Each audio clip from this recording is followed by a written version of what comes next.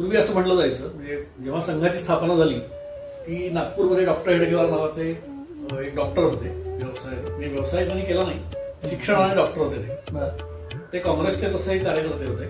त्यावेळेच्या सगळ्या सामाजिक परिस्थितीनुसार काँग्रेस हा मुख्य प्रवाह होता आणि इंग्रजांच्या विरुद्ध काम करणार. तर 1925 साली म्हणजे बरोबर आता 100 वर्ष संघाला आता होती, तर तेव्हा त्यांनी सगळी काँग्रेसमध्ये काम करून विविध प्रकारच्या अन्य सामाजिक त्यावेळेच्या संस्थांमध्ये पक्षांमध्ये काम करून त्यांच्या लक्षात असं आलं की इथं बेसिक जी गोष्ट आहे ती आपल्या समाजातच अडचण आहे. मुठभर इंग्रज आपल्यावर राज्य करतात, याला दोषी इंग्रज नाहीये, इंग्रजांचा पराक्रम आहे, पण आपला समाज हा दोषी आहे आणि त्यामुळे त्याच्यात राष्ट्रभावना जागृत केली पाहिजे असं लहानपणापासून त्यांना वाटायचं.